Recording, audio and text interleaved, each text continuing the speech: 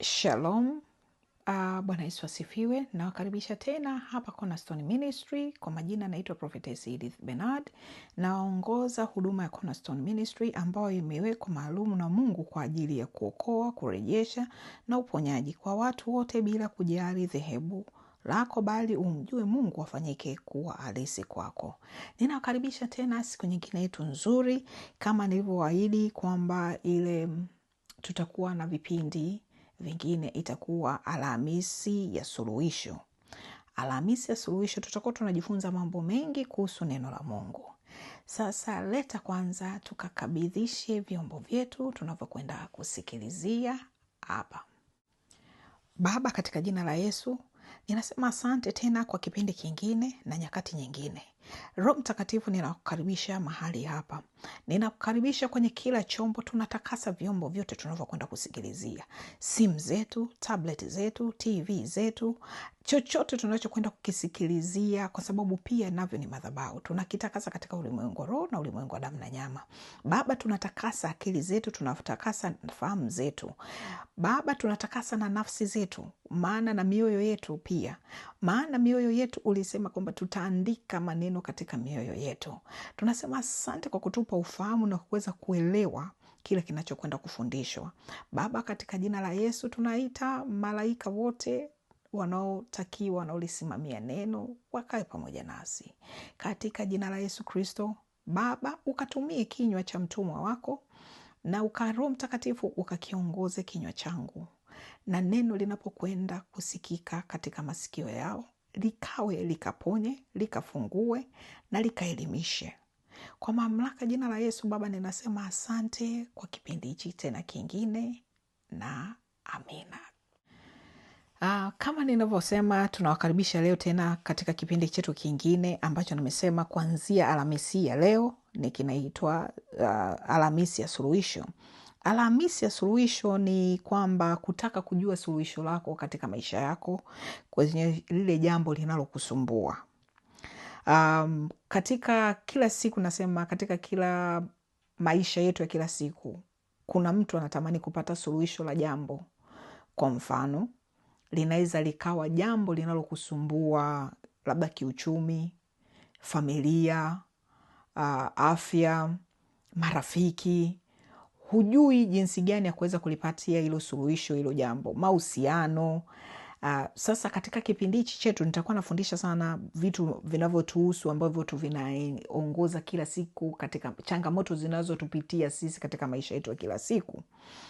Kwa hiyo ninawakaribisha sana, tafuta kalamu na karatasi, mkaribishe rafiki, dada, jirani, yoyote ambao unaweza pia ukashare naye kwamba mkaweza kulisikiliza neno, kwa sababu neno la Mungu haliharibiki na neno la Mungu ni maisha. Maana imesema katika kitabu chake cha Yohana kwamba maneno haya ninayoongea ni maisha na ni uzima.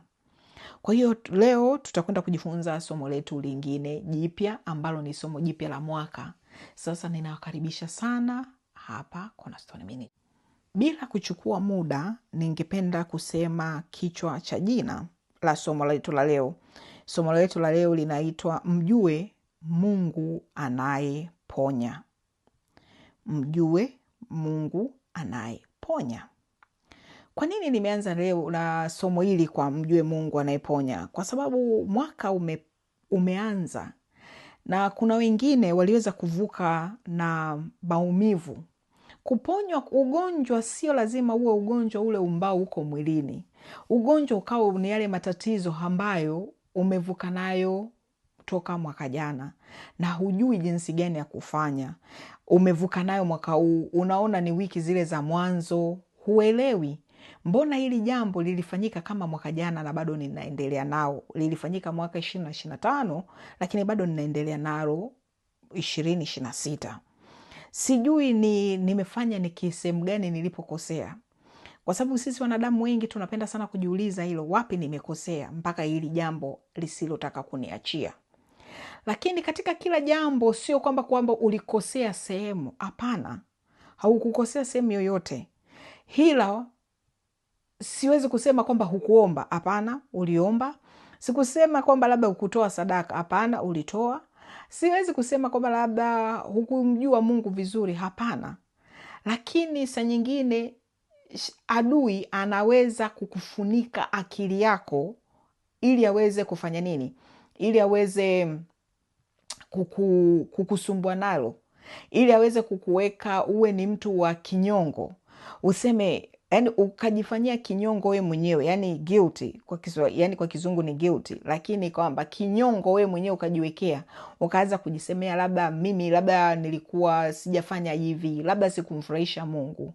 Hapana, kwa sababu sisi wote tunaishi kwa neema, na usiposema kama unaishi kwa neema, inamaanisha unaishi kwa nguvu zako we mwenyewe. Sasa leo ninavyosema, kama Mungu ninavyosema mjue Mungu anayeponya, tunaanza kama tafuta kalamu na karatasi au daftari lako na unapenda kuandikia notes, ili uweze kuandika mistari nitakayosema. Tutaanza na Zaburi 107, neno lake linasema hivi, mstari wa 20. Zaburi 107 mstari wa 20 inasema, alituma neno lake, uwaponya, uwatoa katika maangamizo yao. Tarudie tena, Zaburi 107 mstari wa 20, ulituma neno lake, uwaponya, uwatoa katika maangamizo yao. Neno la Bwana linasema kwamba Mungu alituma neno lake ili kufanya nini? Kuwaponya. And kwamba Mungu anapotuma neno inamaanisha kwamba anaposema anataka kuponya watu wangu, kwa sababu watu wengi tumeumizwa. Na Zaburi 107 inasema alituma neno lake, uwaponya, uwatoa katika maangamizo. Kwa sababu usipoponya moyo wako, utazidi kufanya nini? Utazidi kuangamia, utaendelea kuwa mbali na Mungu na hutaweza tena kumsikia. Nyingine linasema katika Zaburi 34 mstari wa 10. Zaburi 34 mstari wa 19 inasema, nitasoma hivi, mateso ya mwenye haki ni mengi, lakini Bwana umponya nayo yote. Mateso ya mwenye haki ni mengi, lakini Bwana umponya nayo yote. Neno la Bwana linasema kwamba mateso ya mwenye haki ni mengi na umponya nayo yote. Pia tunasoma katika kitabu cha Yeremia 30 mstari wa 17. Hapa Mungu anatuambia katika Yeremia 30 mstari wa 17, maana nitakurudishia afya, nami nitakuponya jeraha zako, asema Bwana, kwa sababu wamekuita mwenye kutupwa, wakisema ni Sayuni ambayo hapana mtu autakaye. Sisi kama inavyosema kitabu cha Yeremia, Mungu kwamba atakurudishia afya yako na pia atakuponya majeraha yako. Majeraha ni mengi, majeraha saa nyingine ambayo hayaonekani. Katika kitabu chake cha Mathayo 15 mstari wa 13, neno lake linasema kwamba kila pando asilopanda Baba nitafanya nini? Nitaling'oa.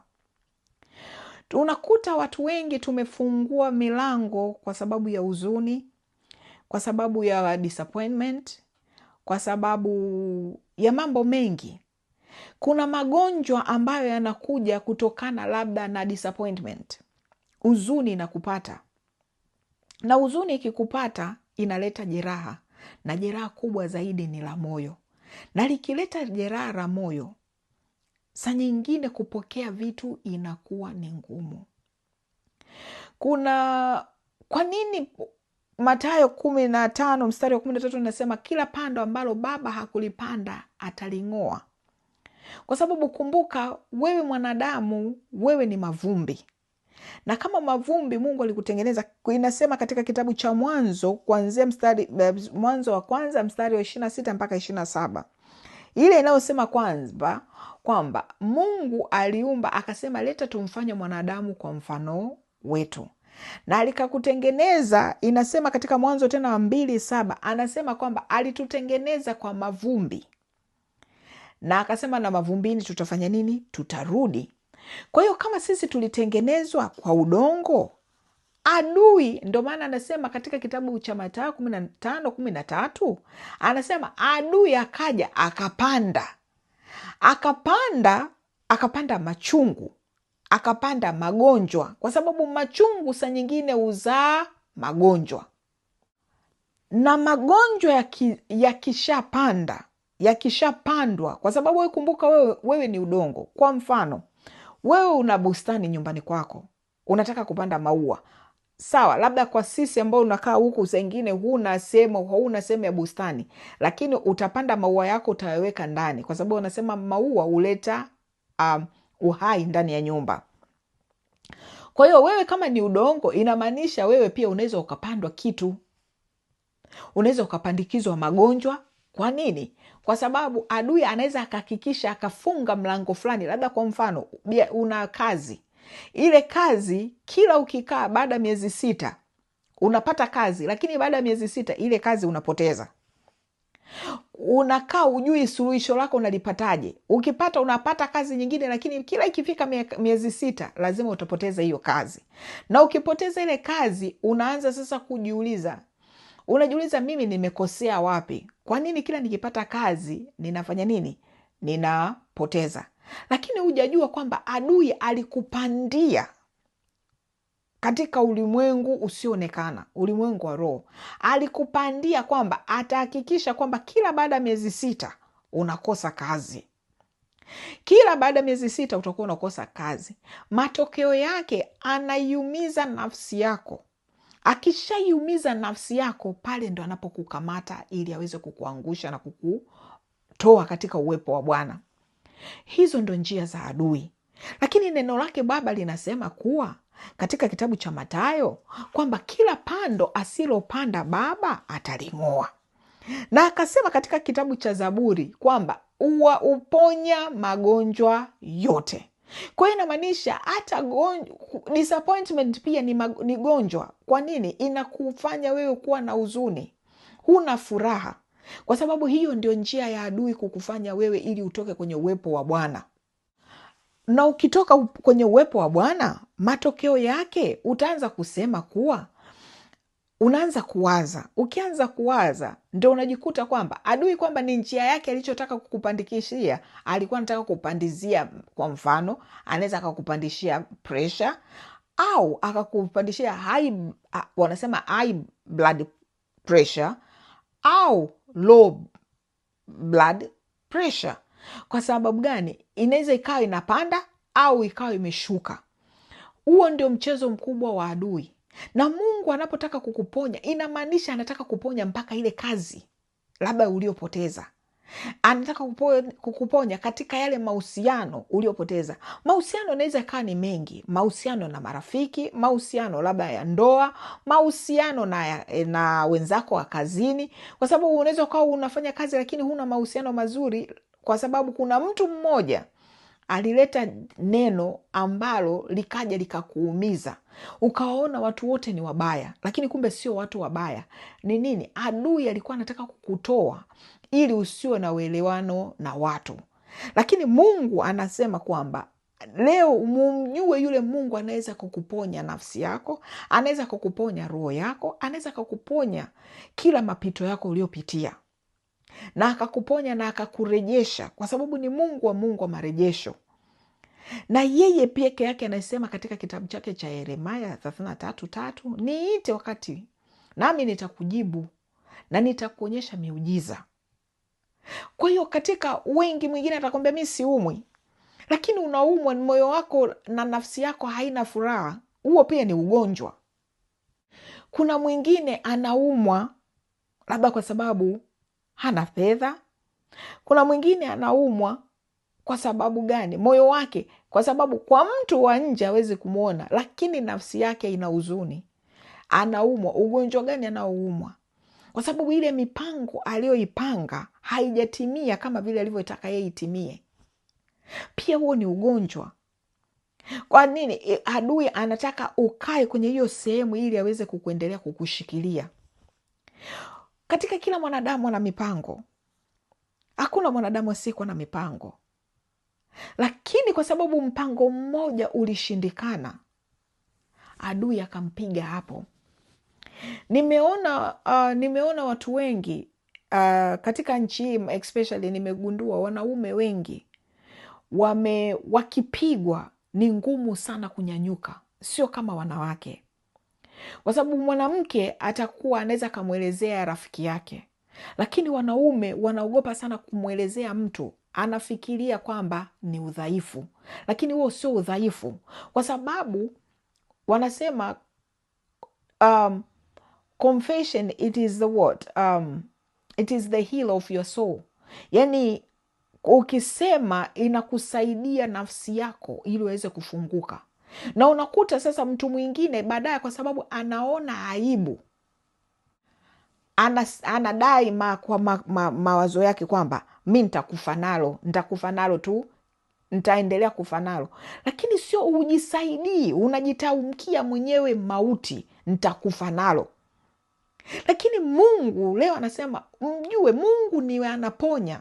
Anaponya hata disappointment. Anaponya hata kwamba Mungu ni anakujali wewe sana, kwa sababu neno lake linasema amekuandika wewe kwenye kiganja chake cha mikono. Anajua namba za nywele zako. Saa nyingine ukikaa ukamfikiria huyu Mungu kwamba anajua mpaka namba za nywele zako, anajua hata ile iliyoanguka wakati unaichana imeanguka, Mungu anajua namba yake.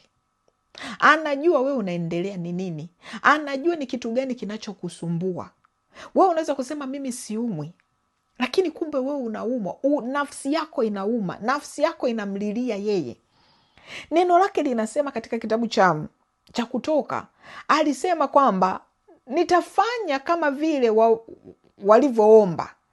Unajiuliza hao Wanaisraeli waliomba saa ngapi? Hapana, kwa sababu ya mawazo yake, mawazo yao, Mungu akasema nitafanya kama walivyoomba.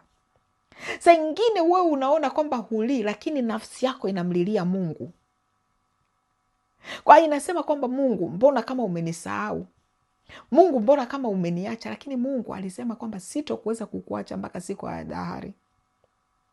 Kwa hiyo Mungu leo anataka kuponya nafsi yako. Anataka kuponya ule uchumi wako unaotaka kwamba kusema kwamba Mungu, nimekuwa sasa kama nimekuwa yani sielewi tena, siamini tena. Mungu uponya. Mwingine unaweza kusema sidhani kama anaweza kaniponya mimi. Kuna magonjwa unayo, kuna watu, kuna yale magonjwa ya kurithi nyumbani kwenu. Unaweza kusema kwamba mama labda, kwa mfano mama alikufa kwa kansa, mwingine mama alikufa kwa nini, kansa labda ya damu, mwingine alikufa alivyokuwa anazaa. Mnasema ndio ugonjwa wetu, lakini Mungu anasema fungua moyo wako. Anataka wewe kukutumia wewe kuiponya familia yako.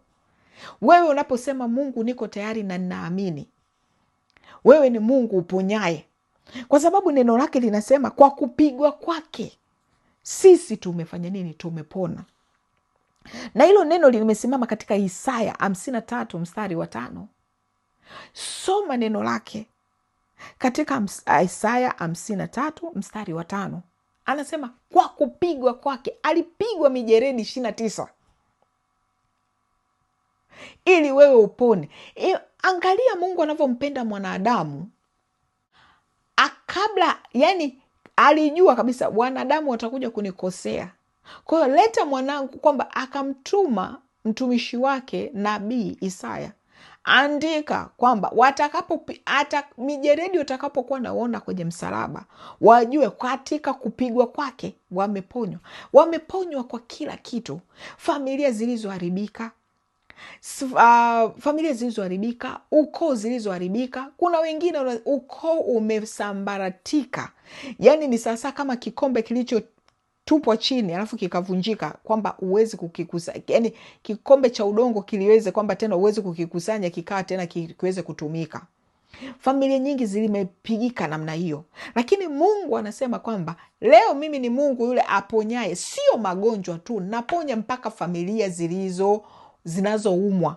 Unaweza kusema wewe familia yako haiumwi, huo utakuwa ni uongo.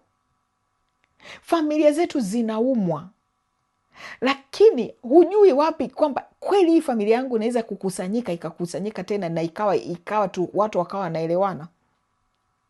Watu wanaweza kawaelewana kwa sababu gani? Ukiamua kuisimamia familia.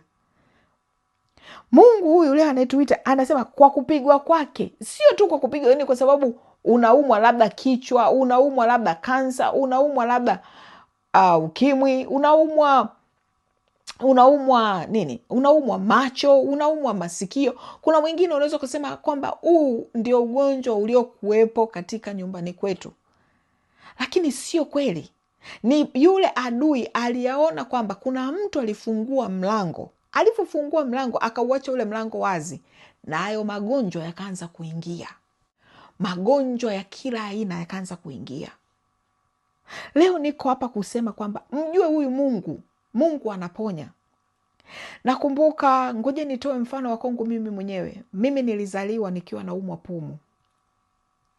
Nilikuwa naumwa pumu mbaya sana. Yani nikicheka, yani nikiwa na furaha nabanwa. Nikiwa na huzuni nabanwa. Mpaka nilikawa na kadi ya kuwa, yani kadi nilikuwa natembea nayo kwenye pochi, kwamba mtu huyu mkifungua pochi yake inamaanisha kwamba aanze kuhudumiwa mapema. Kwa nini? Anaumwa pumu. Na wazazi wangu waliambiwa kwamba mtoto huyu hawezi kukua kwa sababu ana kifua kibaya sana. Lakini namshukuru Mungu, ndio nimetoka tu kuokoka, nikawa namwangalia Pastor Benini. Katika kuwa namwangalia Pastor Benini akasema kwamba Roho wa Mungu anaenda kumponya mtu yuko nyumbani anaumwa pumu. Mimi nikaa nataka kumuona sasa huyo Roho Mtakatifu. Nikaa najua labda anaweza kaa anatokea ni kama mwanadamu au kama malaika ili kuja kuponya. Kukaa nikasikia kifua chote kama kuna kitu mtu kanivua kutoka kwenye kifua. Toka siku hiyo mpaka leo sijawahi kuumwa pumu tena. Mimi namjua ni Mungu ambaye, nikisema ni mengi, Mungu ambaye ameniponya magonjwa mengi. Kuna kipindi pia, kwa sababu wewe ni mavumbi, adui anapanda hayo magonjwa.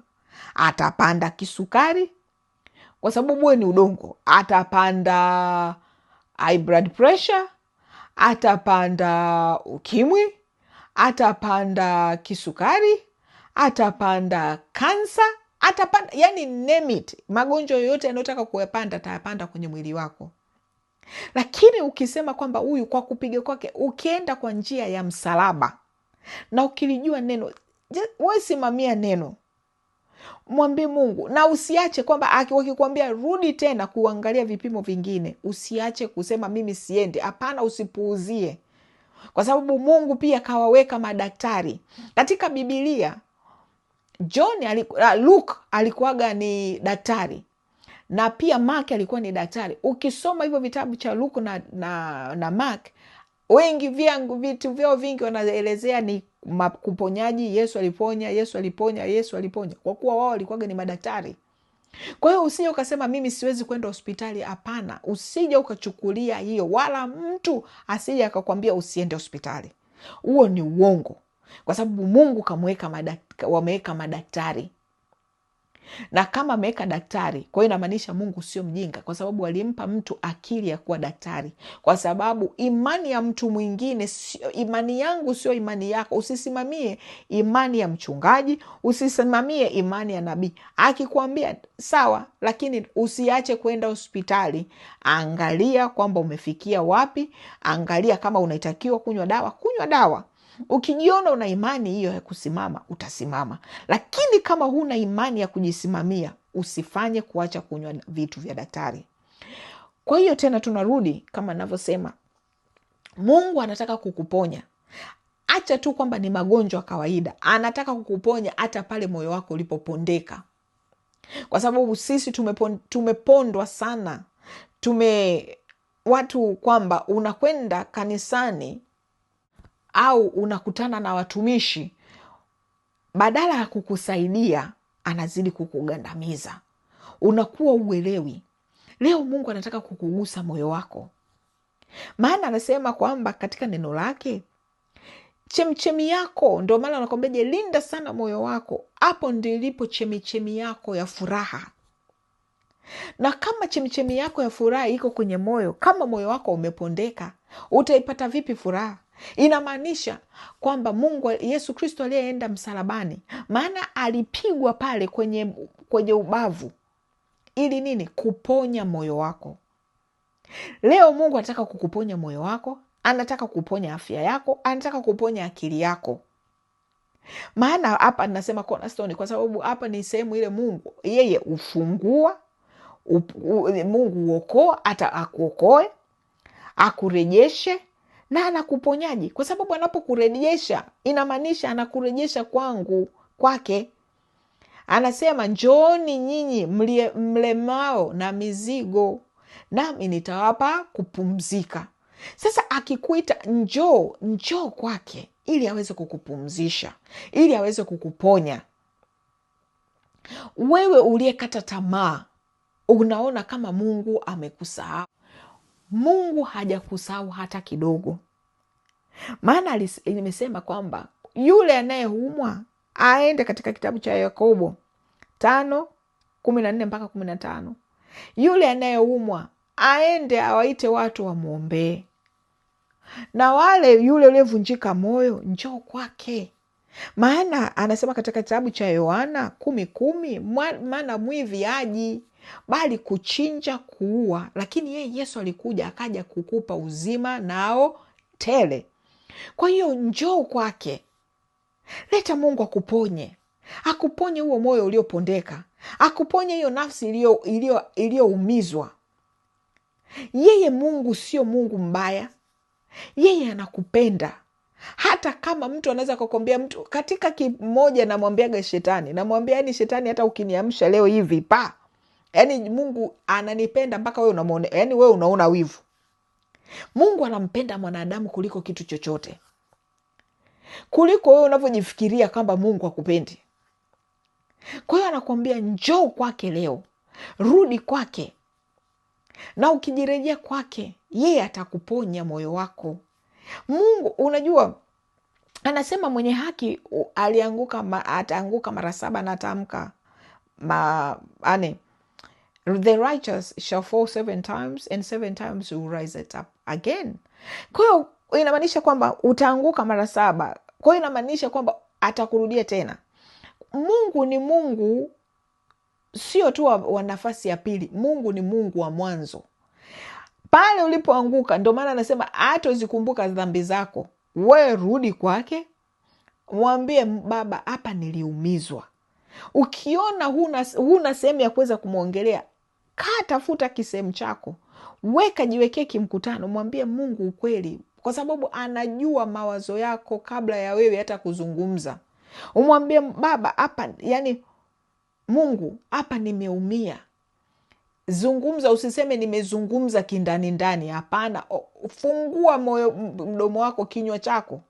Kwa sababu kinywa kisichoongea ni sawa sawa kama kaburi. Umejizika we mwenyewe. Ukiona yale unayotaka kuongea ya shetani usiongee. Lakini yale unayotaka kumwelezea babako, mwelezee. Mwambie Baba, hapa nimeumia. Hapa niliumizwa hivi. Naomba niponye. Ganga moyo wangu. Na atauganga moyo wako. Mungu sio mdhalimu. Atakuganga moyo wako na atakupa moyo mpya. Mwambie kwamba, unajua, mara nyingi nilipokuwa nimeokoka, nilikuwa kabla sijaanza kwenda, yani na wakati ndo naenda kuomba, kwa sababu mara nyingi nilikuwa naenda shule, nikirudi saa nyingine unakorofishana na watu njiani.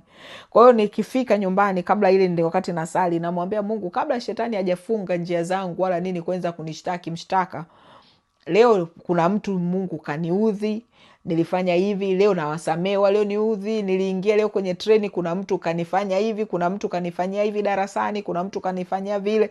Nilikuwa nashtaki. Kwa nini? Ili mshtaka asinishtaki. Kwa hiyo inakuwa ni rahisi wewe kujipeleka kesi yako mbele. Hata ukiwa bosi wako, mtaje wewe bosi wako, Mungu fulani leo kaniudhi, na mimi kweli nilimuudhi sehemu fulani, naomba nisamehe, na mimi namsamehe na yeye. Nini? Ili shetani yule mshtaka anataka kukushtaki asikuweze kukupata kukushtaki. Mwambie kwamba hapa nimeshamwambia babangu ukweli. Kwa hiyo mshtaka anakuwa hana haki ya kukushtaki wewe. Mara nyingi madereva mnaoendesha magari, mnapenda kumtukana mtu yule aliyekukata mbele yako. Mwambie kuna mtu leo kanikata, kaniumiza, nikatukana, nikafanya nini? Ili nini? Yule mshtaka anayekuja kukushtaki anakuwa anakushtaki. Kwa hiyo pale anataka nini? Umwambie Mungu, niponye moyo wangu. Moyo wangu unaumia. Na watu wengi tunashindwa kupokea vitu kwa sababu mioyo yetu imejaa huzuni. Mioyo yetu imejaa kuto kusamehe watu. Unapomsamehe mwanadamu, kwa sababu inasema kuwa neno lake linasema kwamba kama yani ujue jinsi gani ya kusamehe kama hutomsamehe huyo mtu, hata babako wa mbinguni hawezi kukusamehe. Kwa hiyo kumsamehe mtu ili uweze kuponywa moyo wako. Yani usipomsamehe mtu ni sawasawa kama umekunywa sumu wewe, lakini unataka huyo mtu afe. Hiyo ambayo haiwezekani, kwa sababu ile ni sumu uliojiwekea wewe mwenyewe kwenye moyo wako. Kwa hiyo wewe lazima ujifunze jinsi gani ya kusamehe ili Mungu aweze kukuponya, kwa sababu mara nyingi bila msamaha unaleta mwenyewe unajiwekea wewe mwenyewe sumu katika maisha yako, katika vitu vingine ambacho kwamba hata kama uko mbali na Mungu, rudi tena, mwambie Mungu, nimerudi kwenye kiti chako cha rehema. Wewe ni Mungu, leo nakuja, naomba msamaha, naomba toba, naomba rehema, unirehemu. Mimi ni mkosaji, mimi familia yangu wameniudhi, labda mama aliniudhi, baba aliniudhi, kaka aliniudhi, lakini wote hawa siongei nao. Na mimi nataka kwamba umesema waheshimu babako na mamako ili upate kuwa na heri hapa duniani. Kama sitowaheshimu nitakuwa na vipi na hii heri hapa duniani? Ili ni lile umesema, kama nisipowapenda wale ninaowaona, je, nitakupendaje wewe nisiye kuona? Leo naomba nisamehe, naomba nirehemu mimi niliyekukosea. Mara nyingi tunasema kama nimekukosea. Hapana, unamjua kabisa umemkosea Mungu. Mwambie Mungu, hapa nimekukosea, naomba nirehemu. Nina machungu, nina majonzi, naomba nisamehe. Unajua wewe ya kwangu yaliyo moyoni, kwa sababu Mungu anapita mpaka kwenye kile chumba chako cha moyoni. Kwa hiyo hamna sehemu kwamba Mungu hajui wewe habari zako. Kama nilivyosema kwamba amekuandika, neno lake linasema kwamba amekuandika kwenye kiganja cha mkono wake. Kwa hiyo anakujua. Kama akitaka kusoma, anakusoma kama kitabu, akimaliza anakuweka kwenye shelfu. Wewe mwenyewe tu kuweza kumwelezea kwamba Baba, hapa nimekosea, naomba nisaidie, nimekuja kwenye kiti chako cha rehema, ni rehemu. Maana umesema umekuja kwa rehema, sio dhabihu. Kama ukuja kwa dhabihu, basi nisamehe. Unajua mimi ni mkosaji. Na usiseme kwamba mimi ni mwanadamu. Hapana, wewe useme tu kabisa mimi nimekosea, mimi ni mkosaji. Mara nyingi mimi nikienda kwa Mungu namwambia, Baba, hapa mimi ni mkosaji, sio kama nilikosea, hapa nilijua nilikosea, naomba nisamehe.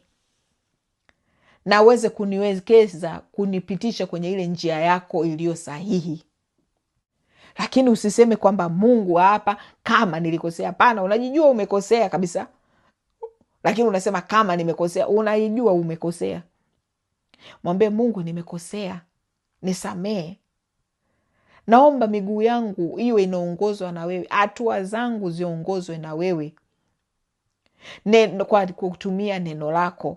Nisaidie, nipe neema, kwa katika kila kitu ni neema. Mungu huyu amekupa neema.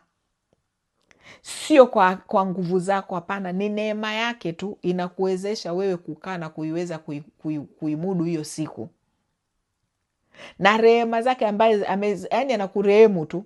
Kwa sababu kuna wengine kwamba tunaweza kusema kwamba tunaweza tusiamke kwa sababu zile tabia tulizokuwa nazo. Unakuwa una machungu kiasi cha kwamba Mungu ajue hata sehemu gani anaweza akapita, lakini kwa sababu yeye ya upendo wake bado ameendelea kukulinda. Wangapi unaowajua huyu leo Mungu anayeponya ndio naye kuambia Mungu hatakagi hata vitu, yani hataki vitu vingi, ni kujileta wewe mwenyewe na kuja pale mbele zake na kumwambia nimekosa, nisamee, niponye moyo wangu, niponye roho yangu, niponye akili yangu, niponye nafsi yangu. Mwingine unaweza kujisema kabisa mimi sina akili. Wewe una akili wakati Mungu amekutengeneza kwa mfano wake. Usiyekuwa na akili, amesema kama huna hekima omba hekima, katika kitabu cha Yakobo. Sasa tunapokwenda, anza kwanza umpokee Bwana Yesu awe ni Bwana na Mwokozi wako, ili uweze kukaa naye salama. Mrudie yeye, usimrudie mwanadamu. Rudi kwa Yesu Kristo, rudi kwenye msalaba, rudi kwa huyu Yawe, rudi ili awe pamoja na wewe. Kaa naye, yeye hajakuacha wewe, ndo umejikimbiza. Yeye anakutaka wewe, hataki kitu chako kingine chochote. Mwingine ataweza kusema mimi sina yeye hataki hicho, yeye anachokutaka yeye, kwa sababu kwani yeye anajua, ndio maana akamleta mwanae. Akasema kuna damu ambayo inayosafisha. Anasema pale palipokuwa pekundu patakuwa peupe kama theluji. Wewe ukijiona una dhambi zako, njoo sasa huku, si ndo ataka kuosha vizuri. Akikuosha huku, yani wewe tembea kwa njia zake yeye. Wewe angalia msalaba. Madhaifu yako yeye anayaona hayo madhaifu yako. Katika hayo madhaifu yako Mungu ndo anapotaka kukutumia hapo hapo. Sasa leta tuseme sala ya toba ili tuweze kuomba. Bwana Yesu, mimi ni mwenye dhambi kwa kuzaliwa na kwa kutenda. Mimi mwenyewe kuanzia leo naomba uniokoe. Unipe nguvu ya kushinda dhambi. Ulifute jina langu kwenye kitabu cha hukumu, uliandike kwenye kitabu cha uzima. Zifute dhambi zangu zote kwa damu ya Yesu. Amina. Ninakukaribisha katika ukoo huu wa Yesu Kristo. Baba, katika jina la Yesu, ukawalinde na ukawatunze wale wote waliokupokea. Baba, ukawape mwongozo mpya. Ninatenganisha na madhabahu za kwao, ninatenganisha na viti vya enzi vya kwao kwa damu ya mwana kondoo, na kila nguvu zinazotaka kuwarudisha nyuma. Baba, leta damu ya Yesu ikakae juu yao, ikaweze kuwatetea. Kwa mamlaka jina la Yesu Baba ninaomba, amina. Leta tuombe. Baba, katika jina la Yesu Kristo, tunakuja mbele zako. Ninasimamia katika kitabu chako cha Ufunuo 11:16. Baba, ulisema uliyabadilisha yale maji kuwa ulitupa nguvu ya kubadilisha maji kuwa damu ya mwanakondoo. Tunakuja na kwa damu ya mwanakondoo, kila aliyeponya Baba, anayeumwa Baba, ukaponye nafsi yake, ukaponye moyo wake, ukaponye akili yake, ukaponye familia yake, ukaponye ukoo wake. Baba, katika jina la Yesu Kristo, malaika we Rafael unasimamia uponyaji, leo uende ukauponye kila waliokuwa hospitalini, waliokuwa majumbani, waliokuwa mashuleni. Kuna wanafunzi waliokuwa mashuleni wanaoumwa, kuna waliokuwa simama barabarani, hata wale wanaokuita waliosimama barabarani ambao ni malaya. Baba, katika jina la Yesu, ukawaponye pia nafsi zao, ukaponye akili zao, ukaponye kazi zao katika jina la Yesu Kristo. Baba, ukaponye kila kilichoharibika. Baba, waliokuwa magerezani pia wanaumwa Baba, katika jina la Yesu usiwasahau kupitia huko, na wale watoto waliokuwa mitaani Baba pia ukawakumbuke. Malaika wa uponyaji ninawaweka matuo katika kila sehemu nilizosema. Ninaweka matuo katika katika magereza, ninaweka matuo nawapanga katika mahospitali, ninawapanga katika waliosimama barabarani wanaoumwa, ambao wanaofanya ukahaba. Baba, ninawapanga malaika katika matuo, malaika wa uponyaji waliokuwa katika majumba. Baba, kila mtu, mtoto huyu aliyekuwa katika nyumba anaelelewa na bibi kizee, Baba, katika jina la Yesu ukamponye mtoto huyu, ukamponye kijana huyu Baba, akawe katika hikarabase keterebo shandaraba nderebo shandaraba ikarabasa ndarabase keterebo kushika ndarabase keterebo kutata ekirabasa ndarababa ikarabasa kataraba sheketerebosa ekiraba nderebo bosa kataraba sheketerebo kusiandarama nderebo bosa manderebo bosa. Usimuache mzee huyu ambaye kufa kabla haja kujua wewe, katika jina la Yesu. Ori kandarabase keterebo shandarabase keterebo bosa.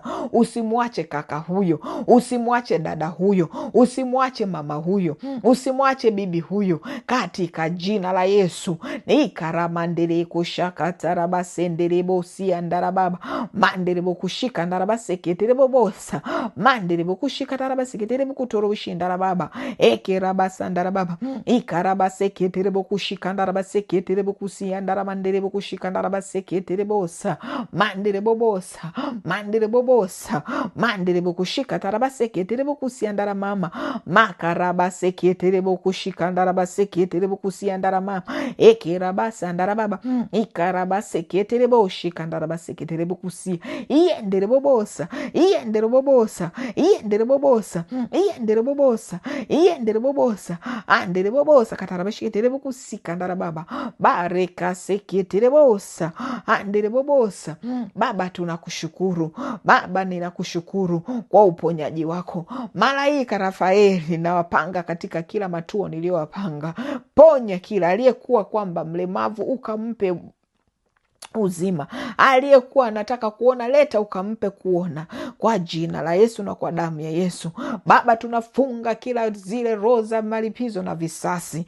Ekirabasa ndaramashekiterebosi kandara baba mandirebobosa andirebobosa kataramashekiterebokusia ndara baba. Baba, katika jina la Yesu ninasema asante kwa uponyaji wako, katika jina la Yesu, amina. Usiache kushare na jirani yako, usiache kushare na mjomba, wewe yoyote unaishia naye, na kindly subscribe, share and like. Ukiwa na swali, andika pale kwenye comment, tutaweza kuwasiliana. Shalom. Kwa majina naitwa Prophetess Edith Bernard wa Cornerstone Ministry. Asanteni na mbarikiwe sana. Amina.